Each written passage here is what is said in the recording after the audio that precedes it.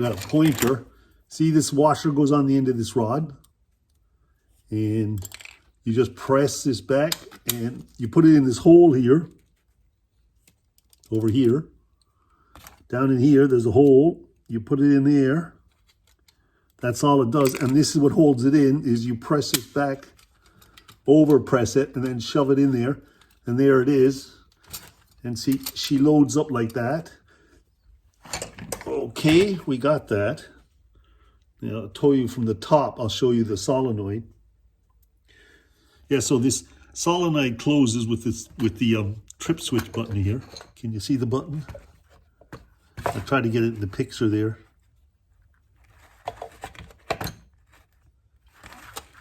There it is. Let's get the buttons in. Oh, wrong way around. There we go. There's the button switch and there's the car. Now when you hit this button, that solenoid goes in when it's turning. And then there's a little flywheel in here and that hits this shaft, and the shaft hits the latch here. It pushes the latch back. And when it pushes the latch back, that flies up. Because that's sprung load back here. Quite crazy. So we'll run the car. She's on. Run the car. Running much easier now, look. Although she's not going back and forth for some reason. And then bang. So that's all working again. But I don't see my guns going back and forth, so something's happened again here. Oh man, I'm heartbroken at this thing. Just once, it's because I had this off, you know. Let's have a look. Yeah, she's not running back and forth again. To get that running again, all that work.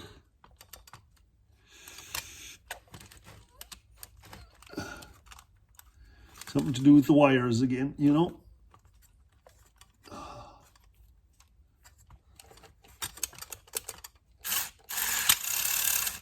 Yeah, it's not springing in here.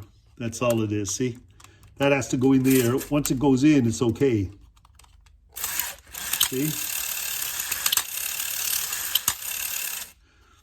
It's a little tight too still. It's all to do with this wire here that when you bend it, it changes its direction. We'll fix that. Yeah, a little bit of wire twisting. Twisted this back a bit more, and look. And now I hit the ejection seat, and you can see the back shield coming up and down, and then you can tell that it's a bit of a strain when it hits that. But you don't have to hit that. She is running. And the question is she run when she's on the ground? Because before, it was taking too much battery. Ah, there we go.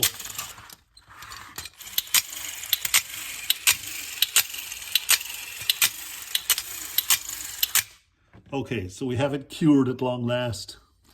Yeah, so every time I get close, this tab's snapped off. So I've got to put this little, I'm going to put this little tab to hold the car in its place, because it's loose there. So we're going to put that in there, solder that in there. It's a little high still, but maybe I should snip it off afterwards. I don't know. Anyways, I'm just going to solder that in, and we should be able to get the car back together, and we can do the bumpers. So there's the tab put on. Look how strong that is. And now we should have no problem getting this over this, I hope. And on for long last. There she goes. Oh, is she stubborn, you know? It is one stubborn car.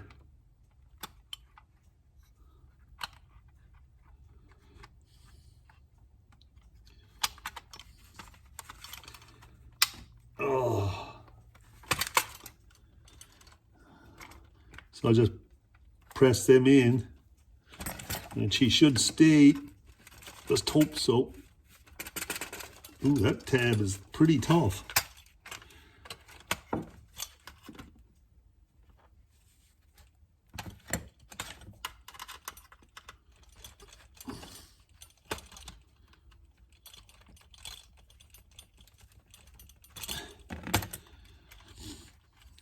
We have the wheels area to lock down yet in here as well. She's not exactly going in very easily, is she? She should clip, but hey, it's stubborn. It's got this bang here. Oh, look at this, is out too. That'll make it easier. There we go. And this one's out. Oh, and this one's out. How about that? Look at that. It all jumped when I opened it. Oh, God. It's okay, we'll get it in. Just a bit of pressure.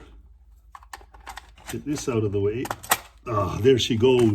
Is that better? Oh, yeah. Look at that. There's always a reasoning behind all this. Look at that. Everything's tightened up. Excellent. Now, the shield isn't in, of course.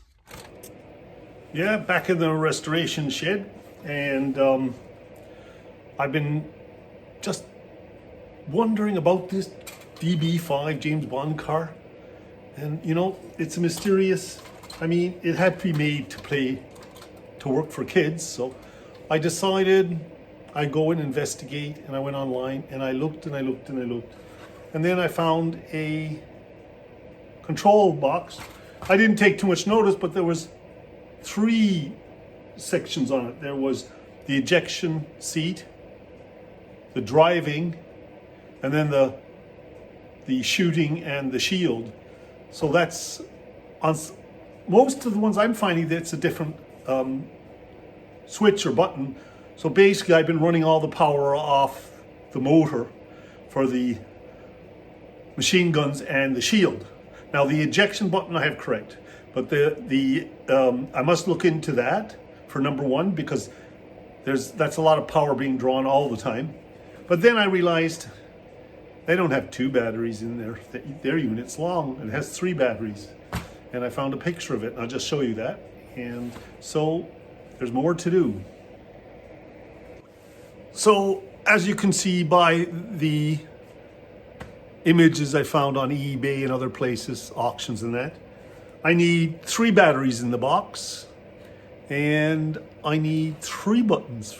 I've got to work all that out. And when I do work all this out, maybe one day this car will work properly and we'll be finished these videos. But in the meantime, I'm going to go work on it and try to get the box to 3 batteries.